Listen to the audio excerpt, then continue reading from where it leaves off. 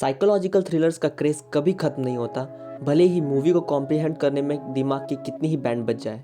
Hello everyone, you watching screen sick और आज हम रिव्यू करने वाले हैं क्रिस्टोफर नोलन की मूवी टेनेट का।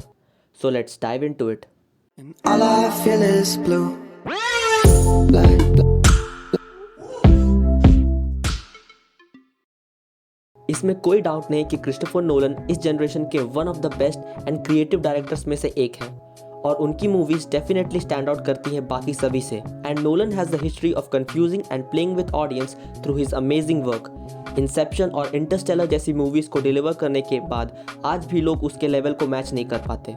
4 दिसंबर को रिलीज हुई टेनेट भी कुछ ऐसी ही है and I think it probably might not be the very best of the Nolan films, but it has to be by far his most confusing movie of all time. Movie की story तो simple है, पर उस story को follow करना और उसके साथ कीप अप करना, that is what's more challenging. Film की स्टोरी फॉलो करती है एक प्रोटैगनिस्ट को जिसका नाम है oh wait, he doesn't have a name.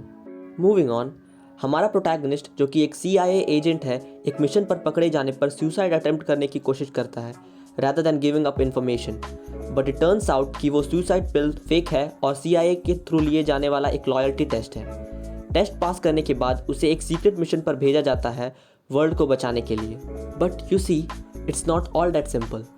Future से कोई स्पेशल एम्यूनेशंस यानी कि बुलेट्स और डिवाइसेस प्रेजेंट टाइम में भेज रहा है टू स्टार्ट अ वॉर। ये एम्यूनेशन स्पेशल इसलिए है क्योंकि वो सभी इन्वर्स्ड है।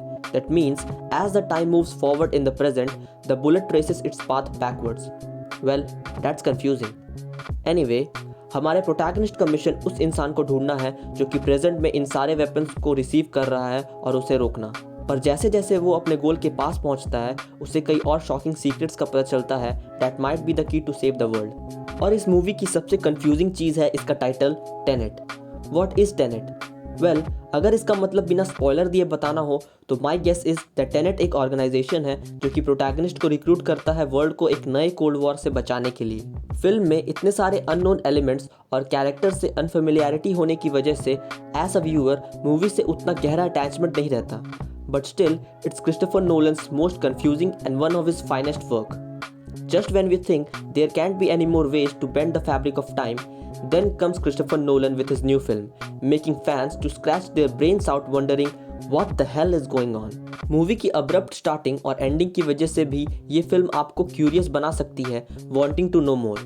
पर सारी चीज़ें जो इस फिल्म में दिखाई और बोली गई है उसे प्रोसेस करने में थोड़ा टाइम तो आपको ज़रूर लगेगा। अब मूवी की प्लॉट ट्विस्ट की बात करें तो वो उतना सरप्राइजिंग नहीं था, you kind of see it coming. Film की कैरेक्टर्स की बात करें तो प्रोटैगनिस्ट का रोल प्ले किया है जॉन डेविड वॉशिंगटन ने, who did a very good job. Same goes for Robert Pattinson, जिनका रोल मूवी में समवॉट क्रूशियल था क्योंकि एक उन्हीं का कैरेक्टर था who knew exactly what was going on in the entire film and how was it happening.